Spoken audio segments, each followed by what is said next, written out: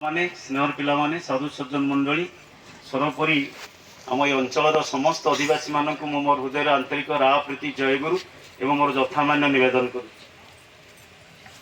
आपण मानकु मुझे प्रणाम जनाए बहुत कम हम।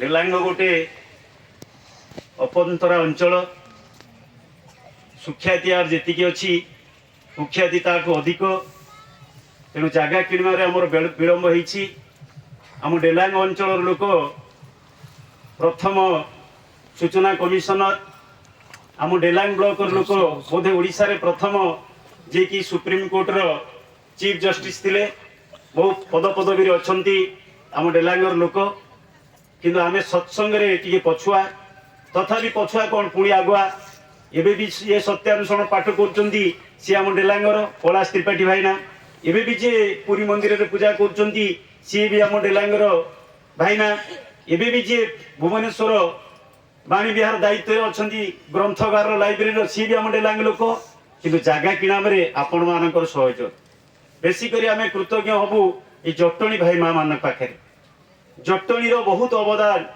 विशेषकर आम जो पुरी जिला हो जाइचु बड़र लोक खोर्धा जिला 15 लाख टका दे खोर्धा जिला माने खोर्धार भाई माँ माने 15 लाख जे आज सत्यानुसरण पाठ करुले सुधाकर भाई तांको आमे भूल पारिबुनु बाबू भाई अच्छी अन्य बहुत भाई माने अच्छा आमर डेलांग भाई जी देना बहु भाई भाव भाई माने बहु भाव अर्घ्य प्रदान करी ए जगहटा अधिग्रहण होती पुणी ठाकुर दया कले ये विराट हो पारे आपण मैंने ठाकुर पाखे से ही प्रार्थना रखु ये कृतज्ञता दीपद कहवाई मुझे छिड़ा आपण मैंने समस्ते मोठू विशेष भाव में ठाकुर पाखे जानते बापसे बेटा जादा भाया जे कीर्तन करूला सी जड़े जाजकर पुओ ये आम डेलांग ब्लॉक जी जाजन करूला सी भी जड़े जाजकर पुओ सी डेलांग ब्लॉक एम सब जाजकों पुओ एठी जाजन पुओ अच्छा बाबू भाई बुबू भाई अनेक जे बुन्नू भाई आमर आछंती त्रिपाठी दांग पुओ अनेक भजन कलाकार गायबा ब्रजत दांग झील भी आछंती असुविधा है आमर गोटा फिक्स हो जाइए आपण मैंने बहु बहुत सुंदर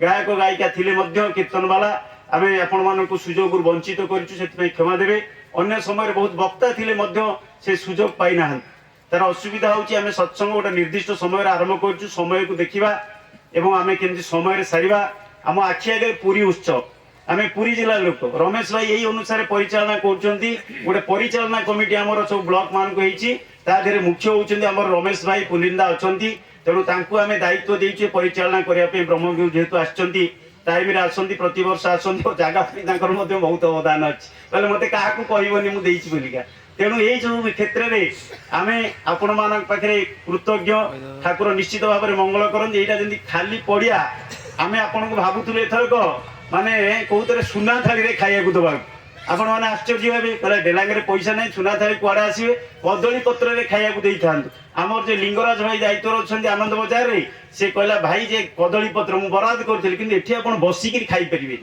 तेना आम आसंता वर्ष चेष्टा करवा सुना थाली रे खाइबा आपको सम्मान करवा पाचेरी करवा जहाँ जहाँ श्री आचार्य चाहते आमर कालू से तो भल वक्ता जहाँ कहते यहाँ समस्त दायी दायित्व माँ मान मानकर बेसी दायी दायित्व छोटिया कथा माँ मान संपर्क में माता मनमोहन देवी जो आनंद बजार सरी जाए आपण मन रखु माँ मैंने आपड़ से चेष्टा करना माँ मैंने लुणतार जड़े जड़े माँ जी कीर्तन करुले सहधर्मिणी बहुत चेष्टा कर जगह पैसा पत्र अन्य कर माँ कि बहुत कलेक्शन कर द्वार द्वार बुलूँ जड़े लोक से कथा या माँ मनमोहिनी जाकि से पाख गाँव सब आणुले चाउल हरिका ठाकुर जाती अन्य मैंने जाती कहते तुम्हें माँ चाउल मुंडे कहीं नौच ना मु बोझे मुंडे नेबी माँ मानकर दायित्व केते कर्तव्य केते पुरी उत्सव आसूची जानुआरी 11 पुणी आमर पड़ोशी ब्लॉक आम एका कहले अस्तुक्ति हम ना आमर पिपिली रे सत्संग जानुआरी 23 तारिख में आपण मैंने जोग देवे जोगाण देवे खाली जोग देले हेनी तार जोगाणर आवश्यकता कहीं उत्सव को सफल करिया जटणी आमर पिपिली आमर कणासा आमर पुरी खोर्धा जुआड़े जुआड़े ठाकुर भुवनेश्वर आमर सबू आमर जो ठाकुर सत्संग होती सेटा केमती सुष्ठु सुंदर हम से आम मान दायित्व और कर्तव्य जहाँ माँ मैंने करुले आम झुड़ी नहीं जाइनु माँ मुंडे किए जाइए कई जाना क्या दुआर दुआर मागी टाटा कई मागी ना आज मागे आरंभ कर जमी मंदिर हम यहाँ स्मृति तीर्थ एवं किमिति हम ना ये डीपी वर्क मध्यम घर घर बुलवे खाली पुओ मैंने कहीं मिलवे माँ मैंने बुलवे झील मैंने बुलवे आम विभिन्न प्रकार भाव में बुलुचु से ही चिंताधारा नहीं कि जातु आउ गोटे द्वितीय कथा मुझे এই যে কালু কହୁଥିଲା ଠାକୁର ଦି ଜଣ ଲୋକଙ୍କୁ ମନେ ରଖିଛନ୍ତି ଛୋଟ ପିଲା ବେଳେ ସେ ଯୋଗିନୀ ମାଙ୍କୁ। ଯୋଗିନୀ ମାଙ୍କର ଭକ୍ତି ବିଶ୍ୱ ଦୁନିଆରେ ନାହିଁ। ସେ ଠାକୁରଙ୍କୁ ଏଇଭଳିଆ ଭାବେ କହୁଥିଲା ତୁ ତ ଖାଇନୁ ମୁଁ ଖାଇଦେଲି ରାକ୍ଷସୀ ଆଉ। এই ভাবে সে কହୁଥିଲେ মানে ভগবানଙ୍କ সহিত ভক্তর কিଭଳି ନିଜ ଆପଣାର ପରିଚୟ ସେ ଆପଣା ହୁଅନ୍ତୁ ଠାକୁରଙ୍କ ସାଥିରେ। ଆଉ ଜଣେ ଲୋକଙ୍କୁ ମନେ ରଖିଥିଲେ ସେ ଜଣେ ସାଧୁ ବାବା। ସାଧୁଙ୍କୁ ମନେ ରଖିଥିଲେ ଏଇଥିପାଇଁ ସେ ସର୍ବତ୍ୟାଗୀ। ତାଙ୍କର ଯେତିକି ଆବଶ୍ୟକତା ସେ ସେତିକି ପଇସା ରଖିକି ଅନ୍ୟ ଗୁଡାକ ବାଣ୍ଟି ଦେଉଥିଲେ। କହିଲେ ମତେ ବାରମ୍ବାର ପିଲାବେଳେ ଦେଖାନ୍ତି ଏବଂ ସବୁ ପିଲାଙ୍କୁ ଖାଇବାକୁ ଦିଅନ୍ତି, ମତେ ବି ଖାଇବାକୁ ଦିଅନ୍ତି ଏବଂ ଆ ସହିତ ଯଦି ଅଧିକା 3 ପଇସା ଦରକାର ମାନେ 3 ପଇସା ରଖିବେ ଏବଂ ସବୁ ପଇସା ଫୋପାଡ଼ି ଦେଇକି ଯିବେ। ତାକୁ ପିଲା ଗୋଟେଇକି ନିଅନ୍ତି। ଆମେ ସେକିତେ ହେଇନୁ। ଠାକୁର ଚାହିଁନାହାନ୍ତି ଜମିଦାରକୁ ଠାକୁର ପସନ୍ଦ କରନ୍ତିନି, ଠାକୁର ମଣିଷଦାରକୁ ପସନ୍ଦ କରନ୍ତି। ଜମିଦାର ମାନେ ଖାଲି ଜମିଦାର ଦରକାର, ଟଙ୍କାଦାର ମାନେ ତାର ଖାଲି ଟଙ୍କା ଦରକାର। ଆମର ମଣିଷ ଦରକାର, ମଣିଷ ଦ୍ୱାରା ଆମର ହବା ଦରକାର। ପ୍ରତ୍ୟେକ ଲୋକ ମୁଁ ମୋ ନିଜର ଲୋକକୁ ଆଗ ମଣିଷ କରିପାରିନି, ବାହାର ଲୋକଙ୍କୁ ମଣିଷ କରିବି। ଆଜି ଲଢ଼େଇ ଚାଲିଛି ମୋ ନିଜ ବିରୁଦ୍ଧରେ। ମୁଁ କ୍ରୋଧ ବିରୁଦ୍ଧରେ ଲଢ଼ିବି, ଅହଙ୍କାର ବିରୁଦ୍ଧରେ ଲଢ଼ିବି, ଲୋଭ ବିରୁଦ୍ଧରେ ଲଢ଼ିବି, ମୋ କାମଶକ୍ତି ବିରୁଦ୍ଧରେ ଲଢ଼ିବି। ତାହିଁ ମୁଁ ଆଜି ପରାଜିତ ହେଇଯାଇଛି ମୋ କ୍ରୋଧ ପାଖରେ, ମୁଁ ପରାଜିତ ହେଇଛି ଆଜି ମୋ ଲୋଭ ପାଖରେ, ମୁଁ ପରାଜିତ ହେଇଯାଇଛି ମୋର କାମଶକ୍ତି ପାଖରେ। ମୁଁ ଇଷ୍ଟଙ୍କର ହେଇପାରିନି, ଉଠିନି। ମୁଁ ନିଜକୁ ନିଜେ କହୁଛି ଆଜି ମଣିଷଟି ପରାଜୟ ହେଇଯାଏ ତା ନିଜ ପୁଅ ପାଖରେ, ତା ସ୍ତ୍ରୀ ପାଖରେ, ତା ଭାଇ ପାଖରେ। ବାହାରକୁ ମୁଁ ଲଙ୍କା ଜୟ କରିପାରେ। ରାବଣ ଯଦି ପରାଜିତ ହୋଇଛି ତା ଭାଇ ଯୋଗୁଁ ପରାଜିତ ହେଇଯାଇଛି। ରାମ ଯଦି ଜୟଲାଭ କରିଛନ୍ତି ତାଙ୍କ ସ୍ତ୍ରୀଙ୍କ ଯୋଗୁଁ ଜୟଲାଭ କରିଛନ୍ତି। ପାଣ୍ଡବ ମାନେ ଯଦି ଜୟଲାଭ କରିଛନ୍ତି ତାଙ୍କର ଭାଇମାନଙ୍କ ଯୋଗୁଁ ଜୟଲାଭ କରିଛନ୍ତି। ଆଜି ଆସନ୍ତୁ ନିଜ ବିରୁଦ୍ଧରେ ଲଢ଼ିବା। এই কাম ক্রোধ লোভ মোহ সেইপাই শত অনুজ্ঞা ମୁଁ ଅକ୍ରୋଧୀୟ ମାନି ନିରସ କାମ ଲୋଭ ଜିତିବାର କଥା କୁହାଯାଇଛି। ବି ଆଡଜଷ୍ଟେଡ୍ ଆଣ୍ଡ ଡୁଆର who is the worship of God। ଯେଉଁ ଦେବତା ମଠ ମନ୍ଦିରରେ ନାହାନ୍ତି ଆମ ଭିତରେ ମୁଁ ଯେତେ ନିଜକୁ ଆଡଜଷ୍ଟ କରିବି। ଆଜି ପିଲାମାନେ ଆମର ଆଡଜଷ୍ଟ କଲେ, ବହୁତ ସଙ୍ଗୀତ ପିଲା ଥିଲେ ମଧ୍ୟ କେହି ଡିଷ୍ଟର୍ବ ହେଇନାହାନ୍ତି। କାହିଁକି ସେ ନିଜକୁ ଆଡଜଷ୍ଟ କରୁଛନ୍ତି। ଆଡଜଷ୍ଟ କରିବା, ଭଲ କାମ କରିବା ଏଇଟା ହେଉଛି ଈଶ୍ୱରଙ୍କର ପୂଜା, ଆରାଧ୍ୟ ତାଙ୍କର। ଏବଂ ଆମେ ଜାଣେ ନା ପାଖରେ ବିଶ୍ୱନାଥ ପାହାଡ଼। ଠାକୁର କହିଲେ ମୋ ପାଖରେ 3ଟା ମୂର୍ଖ ଥିଲେ। ସେ 3ଟା ମୂର୍ଖ ହଉଛନ୍ତି ଗୋଟେ ନଫର ଘୋଷ, ଗୋଟେ ଅନନ୍ତା, ଗୋଟେ କିଶୋରୀ। କିଶୋରୀ କୀର୍ତ୍ତନ କରି କରିକା ସେ ବିଶ୍ୱେଶ୍ୱରଙ୍କ ମୁଣ୍ଡରେ ଚଢ଼ିଗଲା ଏବଂ ତା ପାଖରେ କ୍ଷମା ପ୍ରାର୍ଥନା କଲା। ଆମେ ସେଇଭଳି ଭାବରେ କୀର୍ତ୍ତନୀୟ ହେବାକୁ ପଡ଼ିବ।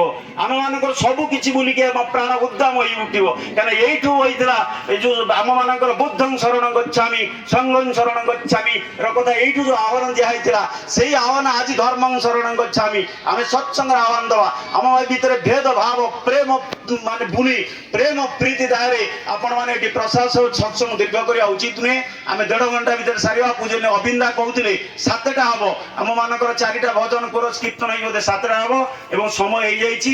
ଆମେ ଆପରେ ସମସ୍ତେ ଏକ ଜୟରାତ କରିକି ତାପରେ ଧ୍ୱନି ଦିଆହବ ଏବଂ ଆମର ଯେ ବୁନୁ ଭାଇ ଅଛନ୍ତି ଦାଦାଙ୍କ ପୁଅ ସେ ହାରମୋନିୟମ ଧରନ୍ତୁ, ଜୟରାତ ଗାଇବେ, ସମସ୍ତରେ ଗାଇବା ଏବଂ ଆମର ଯେ ପରିଚାଳକ ଅଛନ୍ତି ସେ ଧ୍ୱନି ଦେଇ ସତ୍ସଙ୍ଗ ସାଙ୍ଗ କରିବେ ଏବଂ ଆପଣ ଏଇ ଭାବବୋଧ ନେଇକି ଯାଆନ୍ତୁ। ଯଦି ଏଠି ଗୋଟେ ପଡ଼ିଆ ଜାଗା ଆପଣମାନେ ବହୁ ଭାବରେ ଆସିଛନ୍ତି ଧାନ କଟା ଟାଇମରେ ଏବଂ ଯେ ସମୟ ଦେଇଛନ୍ତି ଏ ସମୟକୁ ନିଶ୍ଚିତ ଭାବରେ ପରମ ପିତାଙ୍କ ନିକଟରେ ଆପଣମାନଙ୍କର ସମସ୍ତଙ୍କର ଇଷ୍ଟିପୁତ ସୁଦୀର୍ଘ ନିରାମୟ ଜୀବନ ପ୍ରାର୍ଥନା କରୁଛି। ବିଶ୍ୱରେ ମଙ୍ଗଳ ସାଧନ ନିମନ୍ତେ ପ୍ରାର୍ଥନା କରୁଛି।